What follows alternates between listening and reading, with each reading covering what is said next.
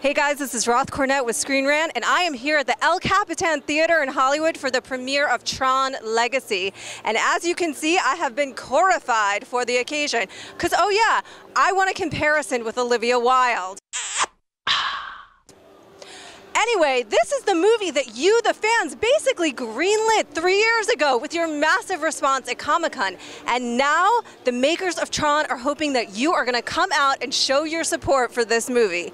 As for us, tonight, we're gonna hop on our light cycles, get on the grid, and see what's going on.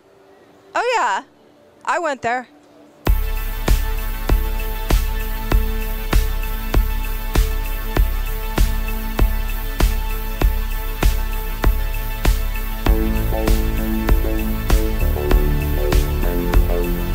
Here's a lesson for if you snooze, you lose. How about the fact that Sasha Pearl Raver here got, boom, an identity disc when I was doing my intro.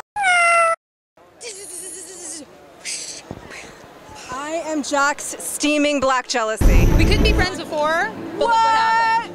We're friends again. Now we have to battle! Oh, of course! We would like to challenge both of you to the ground. It's about, finding a human connection in a digital world. And I think that kind of, speaks to, in 1982, computers were one thing and video games were one thing. But today we live in a world where, we have friends on Facebook, but we don't necessarily call them. Right. It's us, we tried to tell a father-son story where they are literally separated by technology. And then they have to overcome that divide to find what's really important, which is a real human connection. We approach everything we do as fans, so we're always just trying to think, well, if we can please ourselves as fans, hopefully we'll please the other fans out there. I mean, our first idea was really, we're like, we can't just have one Jeff Bridges, we need him twice. We love him so much, it's like you gotta write him two of them. You were responsible for making probably the most important part of this movie, because the coolest thing that happens is the light cycle battle. I think the coolest thing is Jeff Bridges, so I have to disagree a little bit. Kind of agreed, yeah. There's so much pressure on this. I'm a big fan myself, but also on the other hand to make people happy that don't actually know what Tron is. So there was this bridge of crazy fans waiting for it, but then, getting kids excited who don't really know what's going on.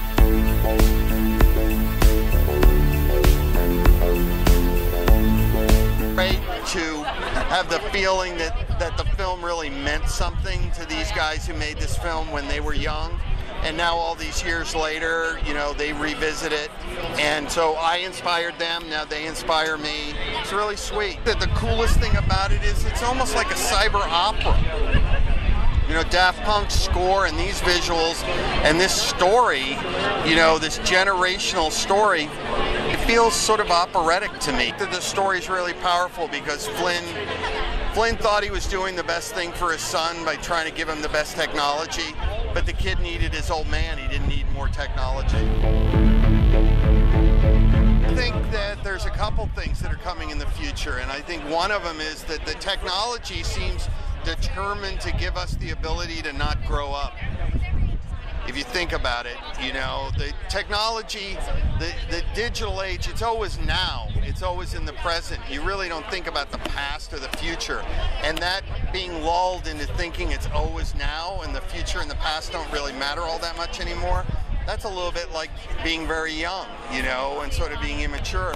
So I think we have a challenge ahead of ourselves to try to remember that we created all of this and that we want to treat each other like users and not end up treating each other like we're programs. Pick two people that are out there in the world and say that's an example of a user and that's an example of a program. Who would they be? Well, I would have to say that I think Jeff would be a great user to pick. Yeah. And in terms of people who are programs, I think you can just find any troll on the net and you're pretty much there.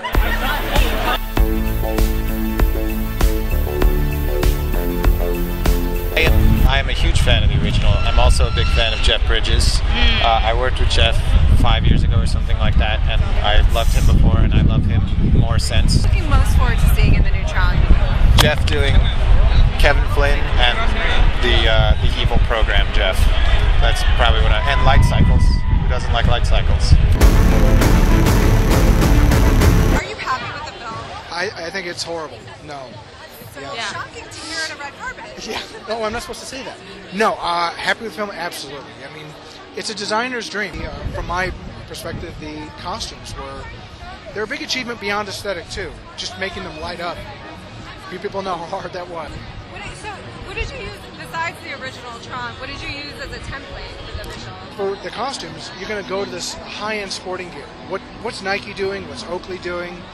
And looking for materials that make you feel like it looks contemporary, and then trying to turn up the volume on all of that so that it feels like it's within the consistency of the world Tron.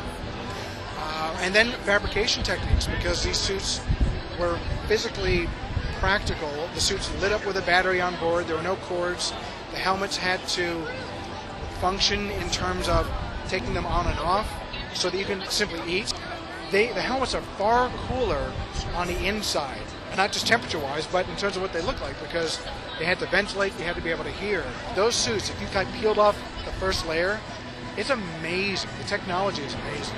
So what's the element of the film that you were by far thrilled with? Thrilled with the fact that we used technologies that in both of the Trons were fantasy ideas. We actually used in real life a laser that scanned our actors, put them in the computer, and we developed their costumes within the computer.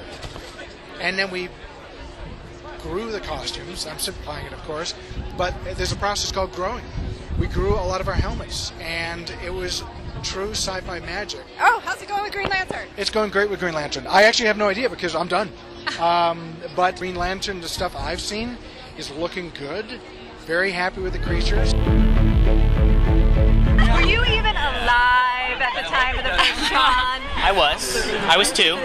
I did not see it in the theaters, but I did see it on VHS. I actually remember quite clearly watching it many times as a kid, and it was almost scary because it was this world that looked like nothing I'd seen before, and even though I was young, it was like sort of posing all these interesting ideas, and then I didn't see it again for almost 20 years until I started working on it again. In 1982, it was, what is this digital world, and it's a new frontier, and now we've lived there for a long time, and so now we wanted to explore what are the benefits of technology, but what's the downside, and so it felt like the time was right to go back and explore the world. So from this side of the world, it looks like a lot of pressure come this opening weekend. Does it feel like a lot of pressure on your side? Yeah, I can't say no, but it does a little bit, but at the end of the day, it's more excitement than pressure. I mean, we've been working on the movie for 3 years. We've been working really hard on it for 3 years, and it's just exciting for it to come out and to be able to see how people respond and be able to talk to people about how they felt about the movie. You only make movies to be able to show them to people. Do you already have plans for Tron 2?